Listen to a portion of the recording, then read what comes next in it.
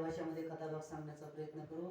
ईश्वरा सर्वांना चांगली बुद्धी दे, आरोग्य दे, सर्वांना सुखात आनंदात ऐश्वर्यात ठेव, सर्वांचं भलं कर, कल्याण कर, रक्षण कर आणि तुझे गोड असे नाम सर्वांच्या अखंड मुखामध्ये राहू ही सर्वांसाठी संत गोपाळ बाबा, प्रभू रामचंद्र, हनुमानजी यांच्या चरणी प्रार्थना। जयांचे केली स्मरण होय सकळ विद्यांच्या अधिकरणतेची वंदू श्री चरण श्री गुरूंचे ते नमस्कार। आता मस्तक हे पायावरी या वारकरी संतांच्या परमरामचंद्रांच्या स्वरूपाचं वर्णन वेद आणि शास्त्र शेष स्तविता स्तविता झाल्या 2000 जिभा तरी वर्णन झालेलं नाही। वेदासारखा शहाणा पंडित जगतामध्ये कोणीच नाही। जाणीवेची नि बळे कोण असे वेदापासून आगळे, शेषाहून तोंडाळे बोलकी आती तोही अंतरुणात मोठी दडे, येरू नेती नेती म्हणून बघडे येत संकाधिक वेडे पिशे झाले। असं वर्णन भगवंताचं कुणाला झालं नाही। वेद मुका झालेला आहे आणि शेषाच्या 1000 जीवीच्या 2000 जीवा झालेल्या आहेत। वर्णन करायला मोठेपणाने लक्ष्मी गेली तर तिला सेवा करायची पाळी आली। तिला वाटलं बायको व्हायला मिळेल काय की, पण बायको नाही व्हायला मिळालं, दासी म्हणून राहावं लागलं। पण वर्णन मोठेपणाने होत नाही, शहाणपणाने होत नाही आणि मिलय बोल काय म्हणून सुद्धा होत नाही। मोठ्याची फजिती झाली देवाचं वर्णन करीत असताना, पण वर्णन झालं नाही। मग एरवी तरी मी मूर्ख, एरवी मी मूर्ख आहे, पण संत कृपा असे विवेकू। संतांची कृपा झाल्यानंतर संत कृपा झाली, इमारत फळाली। संतांच्या कृपेच्या विचाराच्या दिव्यावर मी सोजवळ झालोय आणि म्हणून तोच माझ्या मुखातून बोलवितोय, त्याचं वर्णन तोच माझ्या तोंडातून करून घेतोय म्हणून वर्णन होते, नसता वर्णन त्याचं कुणाच्याने होत नाही। असं एकदम पायाच्या नखापासून देवाच्या डोक्याच्या केसापर्यंत वर्णन ग्रंथकारांनी नाथमाऊलींनी आपल्या समोर मांडलेले। त्याच्या पायांचे बोट कसे आहेत, या तळवे कसे आहेत, वरले पंजे कसे आहेत, हे गोटे कसे आहेत, पोटरे कसे आहेत। यंत्र उपासक यंत्र असतात ना, आताचे भविष्य ज्योतिष शास्त्रांचा अभ्यास ज्यांना आहे का, मग त्या यंत्राचा आकार जसा त्रिकोणी आकार असतो, यंत्राचं स्थान जास्त आहे आणि ते यंत्राच्या पिठाचं स्थान जसं असतं सरळ रेषेमध्ये किंवा कर्दळीचा गाभा म्हणजे केळीचा खांब जसा असतो का, तसं सरळ भगवंताचे पाय पोटऱ्या अति सुकुमार आहेत। इतक्या सुकुमार बघितल्यानंतर दुसरं डोळ्याला बघावंच वाटत नाही, अशा प्रकारचं देवाचं स्वरूप आहे। इथे मूत कुणीकडे पहा, बोटापासून केसापर्यंत कुणीकडे पहा, म्हणजे खादलेची खावे वाटीन तो मागे रसना। आणि कितीही पाहणाऱ्याला दुसरं काही आवडत नाही। तुझ वाचवणी केशवा आणून आवडे, पाहिला नंदाचा नंदन तेने वेदिले मन। त्याला एकदा जर पाहिलं का, या संसारातल्या कुठल्याच गोष्टी पण त्या पाहणाऱ्याला पाहू वाटत नाही। अशा प्रकारचा स्वरूपवान असलेला भगवान परमात्मा त्याचं थोडक्यामध्ये त्याच्याच कृपेने वर्णन करण्याचा प्रयत्न मी या ठिकाणी करीत आहे, असं नाथमाऊली या ठिकाणी सांगत आहे। जानू चक्रातीवर तोडायचं चाराचे निघाली महाळा, निजात रूप सकळ तेथे काळा प्रतिबिंब। गुडघ्याचा आकार चक्राकार गोलाकार आहे, अति निर्मळ आहे आणि आपले गांधीर्य गुडघे जसा स्वच्छ आरसा असतो आणि त्या आरशामध्ये पाहणाराला आपलं स्वरूप दिसतं, आपण कसे आहोत, बिगर आंघोळीचे का मळालेले का स्वच्छ पावडर लावावं लागते का नाही, हे आरसा आपल्याला सांगतो। बांग बिघडलेला आहे का नाही, गंध आहे की नाही, लावा लागेल का नाही, हे आरसा आपल्याला सांगतो। आता भगवंताला आरसा वापरायची गरज नाही, त्याचे गुडघेच असे की आरशालाही आरशे पण दाखविणारे, आरशाचं ही प्रतिबिंब ज्याच्या गुडघ्यामध्ये दिसतंय, असे गुडघे जसे गोलाकार आहेत, वर्तुळाकार आहेत, भिंगाकार आहेत, बरं पाहणाराला पाहणाराचं स्वरूप दाखविते, याच्यात नवल नाही। जो आत्मा आपल्या हृदयात तो कुणाला दिसला का, अजून नाही ना कुणाला दिसला, पण ते गुडघे रूपी आरसा देवाचा असा आहे की पाहणाराला आत्मा जगाला न दिसणारा जगात वावरणारा जग त्याच्यामुळे चालतंय. तो आत्मा गुडघ्यात पाहिल्यानंतर दिसतोय. बघा जीव कोणाला दिसलाय का? नाही दिसला. पण तो जीव पाहणाराला गुडघ्यामध्ये दिसतोय. किती निर्मळ गुडघे असतील देवाचे. असे गुडघे आणि त्या गुडघ्याचं वर्णन या ठिकाणी सांगू लागले. करतळी स्तंभाचे शुद्ध सारा त्याहून मांडिया सुकुमार लागता खुपती चंद्र कराई सर्वार करतळी जगणा स्तंभाचा गाभा म्हणजे केळीचा खांब आणि ते वरले जे पडदे असतात का ते सोलून सोलून सोलून निवळ जो गाभा असतो का आणि उरलेला अशा प्रकारे सुंदर देवाच्या मांड्या आहेत. आणि त्या मांड्यावर चंद्र किरण जर पडले तर त्याचा ताप त्या मांडीला होतो देवाच्या. आता चंद्राच्या प्रकाशामुळे कुठं ताप होतो का?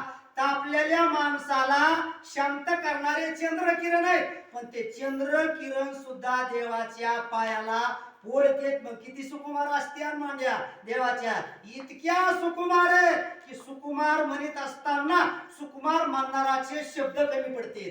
इतक्या सुकुमार त्या भगवंताच्या मांड्या आहेत म्हणून सांगतात. श्रुती आणि स्मृती दोही पायरांकी गरजाती अंधुवा जाण निश्चिती उपवेद स्थिती विभाग्या. हो, वाक्या आंदू वाळे भगवंताच्या पायामध्ये श्रुती आणि स्मृती वेद आणि शास्त्र जे आहेत का म्हणजे जगाला शिकवणीचं जे काही ज्ञान आहे ज्या ज्ञानामुळे भगवंताची प्राप्ती होते.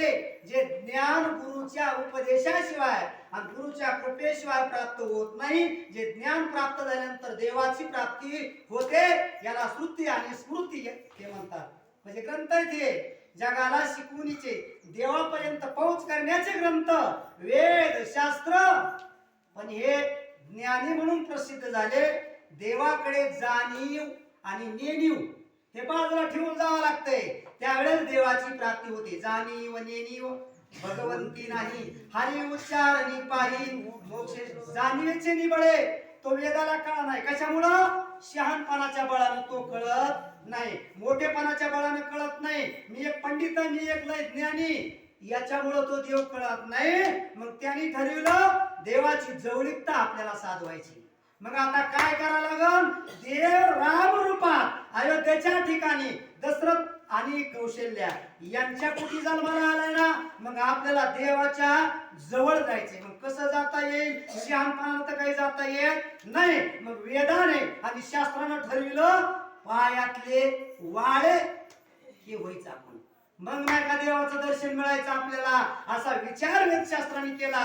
म्हणून पायातले अलंकार जे वाक्या वाडे जे असतात ना लेकराच्या पायातले ते होऊन बसले तेव्हा त्यांना देवाची जवळीकता मिळाली. आता देवापासून फार श्रुती आणि शास्त्र लाभ होते म्हणतात. वेदांत शुद्ध शास्त्र तोराय चरणी गरजाती तोडारा धन्य दैत्याच्या शैल्या बारा चरणी निरंतर अन्नती तोडारा.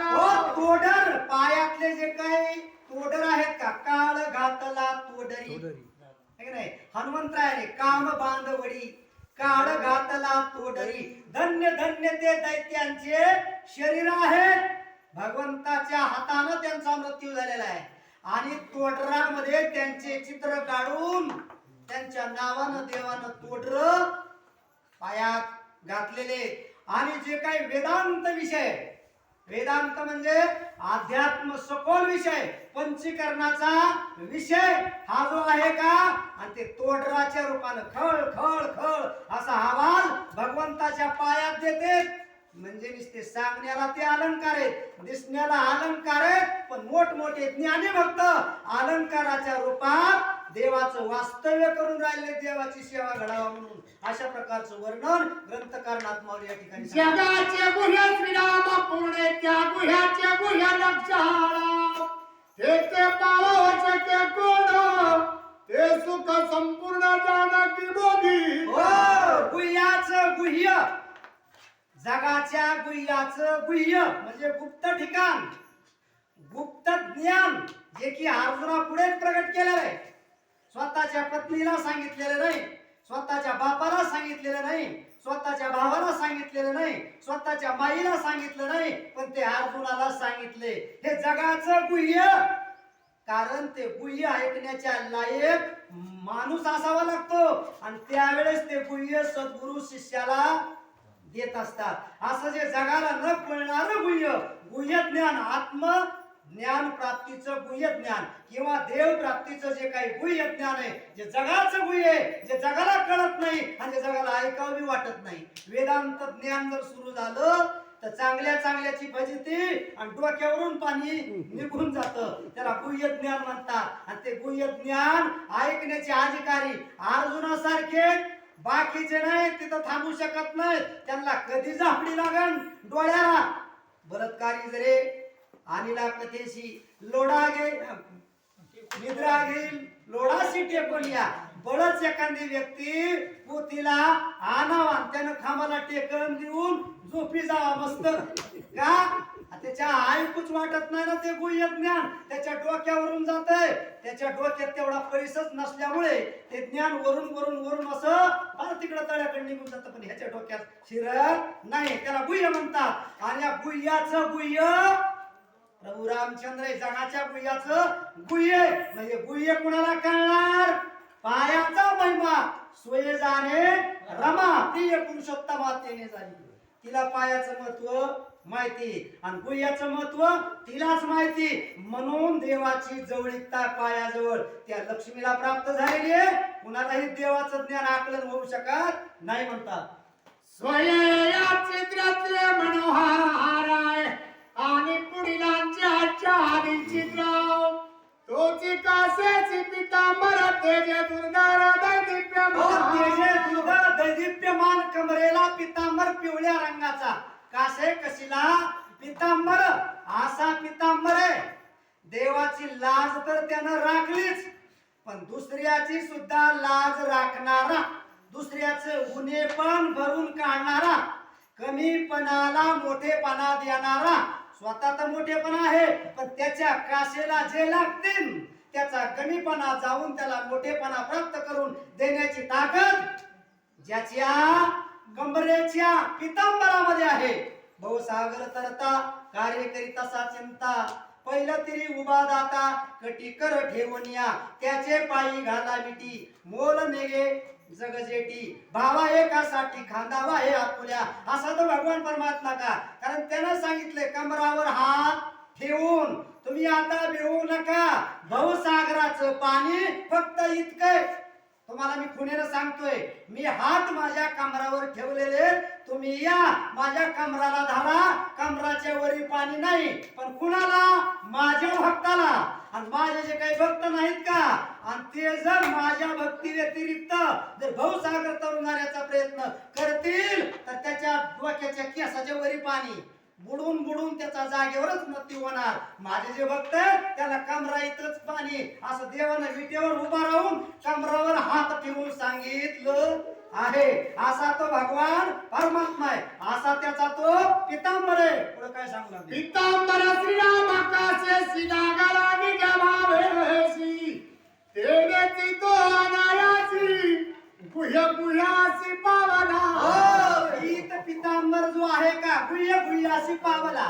गुपित जे अवयव आहेत का, हे झाकण्यासाठी फार त्याच्या पुण्याईनं तो देवाच्या कमराला लाभलेला आहे. चांगल्याची संगती, चांगल्याची जवळीकता फार पुण्याईने लाभत असते. पापिष्टांना चांगल्याची संगत आवडत नाही, चांगल्याची संगत घडत नाही, चांगल्याचं महत्व कळत नाही, चांगल्याचं ज्ञान ऐकायला सुद्धा मिळत नाही. सांगायला गेलं तर ते उठून पडल्याशिवाय नाही. म्हणजे सगळ्या चांगल्या गोष्टी ह्या चांगल्या गुणानं, चांगल्याच्या संगतीनं, पूर्व पुण्याईनं लाभल्या जातात. मग या पितांबर कुणीतरी एक मनुष्य व्यक्ती होती. पहिल्या जन्मामध्ये जन्मोजन्मी आणि बहुपुण्य केले, तेव्हा या विठ्ठले कृपा केली. फार पुण्याईनं जन्मोजन्मी निष्कामता निजदृष्टी हायसे पुण्य कोट्यान कोटी, रोकड्या होय पाठवटी तरी होय भेटी हरिप्रियाची. निष्काम म्हणजे सुतुळीचा द्वारा सुद्धा देवाकडे न मागता केलेली हजारो जन्मातली भक्ती, या भक्तीमुळे त्या पितांबराला देवाच्या कमरेला जागा मिळालेली आहे. किंवा जी वीज आहे का तिला काय म्हणतात, क्षणप्रभा, म्हणजे जिचा प्रकाश क्षणभरच आहे. एक फक्त डोळ्याची पापणी लावती, इतक्याच वेळेमध्ये तिचा प्रकाश दिसणार आणि बागणाऱ्याला कुठं गेली त्याचा पत्ता लागणार नाही. तिला काय म्हणतात, वीज. आणि मग तिला म्हणू लागले, अरे वीज चांगली हो, तिचं स्वरूप काय सुंदर हो, पिवळं चुटूक, परंतु तिचा प्रकाश तसाच राहायला पाहिजे. पण ती काय, ती एकदमच उजेडता होती आणि पुन्हा डोळ्याला अंधार करून टाकली. असं लोक नावं ठेवायला लागले की कुणाला, त्या विजीला. तिला वाटलं भगवंताची जवळीकता जर आपल्याला प्राप्त झाली तर देवाबरोबर आपलं सुद्धा दर्शन, देवाबरोबर आपली सुद्धा कीर्ती वाढल्याशिवाय राहणार नाही, असं विजाला वाटलं. आणि विजेनं काय केलं, घेतला की पितांबराचा अवतार आणि मिळालं की देवाजवळ जागा. आणि मग का, देवाबरोबर पितांबराचं दर्शन होऊ लागलं आणि देवाच्या संगतीमुळं पितांबर रूपी विजेचं महत्व वाढलं. म्हणून चांगल्याच्या संगतीत यावं लागतं. वाईट माणसं जरी असले तरी त्याची कीर्ती वाढत असते. आणि चांगला जरी असला आणि वाईटाच्या संगतीत राहिला, लिंबाची लिंबोळी निष्ठी दिसायला वरून पिवळी, पण कपटी असते ना, ती कडू झर लागती. तिची संगती केल्यानंतर द्राक्षाचा येल लिंबावरही गेला, कडू काव झाला. संगती गुण गोड द्राक्ष पण कडूच्या नादी लागलं, झालं ना कडू. तसं कडू लोकांच्या नादी चांगला जरी लागला का, देव सुद्धा कडू झाल्याशिवाय राहत नाही. मग चांगल्याच्या संगतीला लागावं लागतं. ती वीज चांगल्याच्या संगतीला लागली आणि तिचा गप्पुनी प्रकाशन, गप्पुनी अंधार होणारच बंद पडला की कायमचाच प्रकाश जगाला दिसू लागला. अशा प्रकारचं वर्णन नाभी सखोलातिशयसी सहस्राब्द पुरताय ब्रह्मयासी धावना निगतयासी हो विकासाविसी वरत. देवाची बिंबी आहे आणि देवाची बिंबी इतकी खोल आहे की ज्या बिंबी पासून सृष्टीकर्त्याचा चार तोंडाच्या जो ब्रह्मदेव आहे ना, त्यानं सृष्टी निर्माण केलेली आहे. जो महान संतांचा बाप आहे, जो कुलाल हाडाचा आणि चहाड बापाचा अखंड घडतो मडकेरे असा जो ब्रह्मदेव त्याच्या नाभी कमलातून जन्माला आला. पण बाप तर काही दिसत नाही, मायबी दिसायला दिसत नाही. मग आता काय करावं, मग हजारो वर्ष ज्या ठिकाणी जन्म झालेला आहे आणि त्या ठिकाणाहून जी ब्रह्मदेव माईचा शोध घ्यायला जी निघाला म्हणतात, त्या बिंबीपासून बिंबी खाली कोण, हजारो वर्ष तो ब्रह्मदेव त्या आपल्या माईचा शोध घ्यायला गेला. त्या समुद्रात क्षीरसागरामध्ये त्या कमळाच्या देठाने खाली खाली खाली खाली गेला. 1000 वर्ष लागले पण जन्म देणारी माय त्याला सापडली नाही. पुन्हा परत यावं लागलं जन्म ठिकाणी, हजारो वर्ष तप करावं लागलं. आई आई आई, मग आई आई म्हणून लेकरू वरडल्याशिवाय आईला पाजण्याची इच्छा होत नाही लेकराला. आणि लेकरू जर तसंच गप पडलं का, खेळत आहे, जाऊ दे बघा काम आपलं. मग ज्यावेळेस आई आई म्हणून लेकरू रडायला लागलं त्यावेळेस त्या आईला दया आली. माझं लेकरू लय आई आई म्हणून वरडायला लागलंय, मगापासून मला हुडकीत होतं पण हुडकीले नाही सापडत नाही, रडले नाही सापडती, भक्ती केले नाही सापडती. तसं लय ज्ञान पण शहाणपण किंवा आई सापडत नाही, वरडावं लागतं तिच्या नावानं. त्यावेळेस आईला दया येतील पाना पसती. मग रडायला लागला आई आई म्हणून. 1000 वर्षाला आईला दया आली आणि मग ती आई आली आणि मग त्या लेकराला मांडीवर घेतलं. असली बिंबी 1000 वर्ष बी ज्याच्या बिंबीचा तपास लागत नाही, असली बिंबी देवाची असं सांगू तेव्हा श्रीरामेश्वर वैसविला कमळासनी त्याची चतुश्लोकी उपदेशुन श्रेष्ठ करो.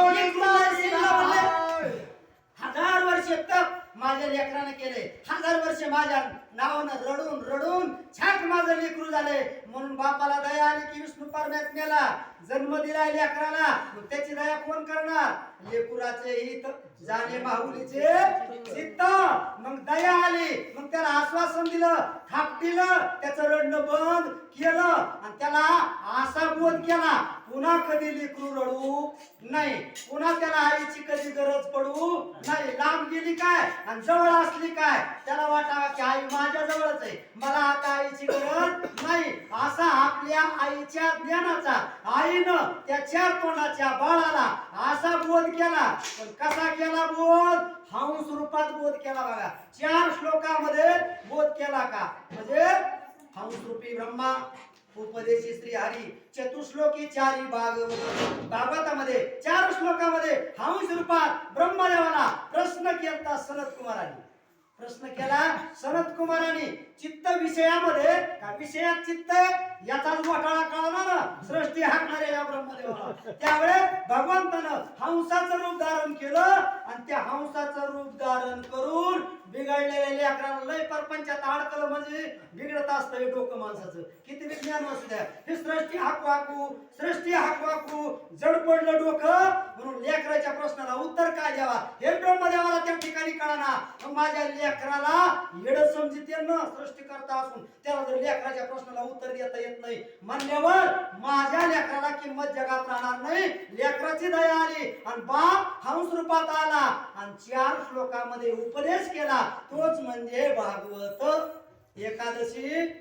भागवत एकनाथ महाराजांनी त्या उद्धवाला जो बोध केलेला आहे देवानी आणि एकनाथ महाराजांनी आपल्या भाषेमध्ये जो आणलेला आहे त्याला काय म्हणतात 11वा स्कंद एकनाथी भागवत. ते 4 श्लोकी भागवत आहे. ते देवानं त्याला उपदेश केला आणि आपले लेकरू बिघडलेलं शान केलं. पुन्हा रडू नये अशा प्रकारचं आश्वासन दिलं म्हणतात. ते श्रीरामाचे नाम विस्तार आहे पैसाला देखे कमळाचा नाव त्याच्या हृदयीचं महिमा न बोलता मोन श्रुती शास्त्र. असा हा भगवंताच्या बेंबीपासून कमळाचा आकार तयार झाला म्हणजे कमळ तयार झालं आणि त्याच्यावर आश्वासन दिलेला जन्म पावलेला आणि तो ब्रह्मदेव आहे. आता त्याच्या हृदयाचं महिमान आख्या जगातलं ज्ञान आपल्या हृदयाच्या ठिकाणी साठवतोय. हृदय दिसायला बारीक आहे, मोबाईल दिसायला बारीक आहे, पण आख्या जगातलं काय पाहिजे ते त्याच्यात आलंय. तसं हृदय माणसाचं आख्या जगातलं ज्ञान या हृदयामध्ये साठल्या जाते आणि त्या हृदयातलं जे ज्ञान आहे का त्या ज्ञानाचा विस्तार आणि प्रचार वेदशास्त्राला सुद्धा करता येत नाही. तर इथं एक तोंडाचा जिथं 1000 तोंडाच्या वर्णन होत नाही. मी ह्यांद्रिया तोंडाचा एक तोंडाचा मनुष्य जन्मात आलेला माझ्याच्यानं काय वर्णन होणार आहे. पण तो वर्णन माझ्या मुखातून करतोय म्हणून तुम्हाला ऐकू यायला लागलं नाही. तो तुम्हाला ऐकायला सुद्धा तुम्हाला मिळत नव्हतं कारण त्याच्या इच्छेशिवाय काहीच घडत नाही असं नाथमारी सांगतात. ज्याच्या हृदयाची आकाश हरपे स्वकारे सिद्ध पावले गाठायाची चिदमुषाची एकत्वे. अतिशय अध्यात्म ज्ञानाची प्राप्ती ज्याच्या हृदयाजवळ आहे असं चिद आकाश म्हणजे ज्ञान आकाश. कितीही ज्ञानी जरी असले आणि आकाश जरी व्यापक असलं का गगनावनी वाढ नाम आहे आणि भगवंताचं आकाश हे आकाश देवाच्या हृदयामध्ये लपंडाई खेळते. लपंडाई म्हणजे लपालपी. कुठल्या कोण्याला लपून बसतंय हे आकाश याचा पत्ता लागत नाही. मग केवढं हृदय असन देवाचं. मग इथं वास्तव्य कुणाला प्राप्त होतंय की शुक याज्ञवल्क दत्त कपिल मुनी हरीशी जानोनी हरीच झाले. हे असे जे काही सिद्ध आहेत का ज्यांना आता भगवंताच्या प्राप्तीसाठी साधन कुठलं करायचं राहिलेलं नाही त्यांना काय म्हणतात सिद्ध ब्रह्मवेते. हे आता सांगितलेले यांना फक्त त्या हृदयाजवळ जागा मिळते इतराला मिळू शकत नाही आणि ते हृदय सुद्धा कळू शकत नाही. अशा प्रकारचं निव्वळ परिपूर्ण ज्ञानानं भरलेलं देवाचं हे हृदय आहे असं हृदयाचं वर्णन या ठिकाणी जडोनी जाणे अभिन्नाव तेची हृदय पदक पूर्ण गुणे विनाल्याला गुणेहीन पदक भगवान परमात्म्यानं धारण केलेले. जे मुनिजन आहेत का मुनिजन मौन धारण करणारे भगवंताचं वर्णन होत नाही म्हणून मौन धारण करणारे आणि या मौन धारण करणाराने त्या हृदयाजवळ जागा मिळवलेली आहे. कारण आपण मौन धारण केले तपश्चर्या करतो तरी सुद्धा आपल्याला कोणी मानायला तयार नाही. चांगल्याची संगत लाभल्याशिवाय कुणी कुणाला मानित नाही. उगा अहंकार कुठं तरी एखाद्या तरी खोऱ्यात बसलं मौन धारण करून तप धारण करून जरी बसलं तरी त्याच्याकडे कोणी जात नाही, त्याला कोणी विचारित नाही. चांगल्याच्या संगतीत यावं लागतं, चांगल्याची सेवा घडावी लागते. घाली संतासी आसनी पूजा करी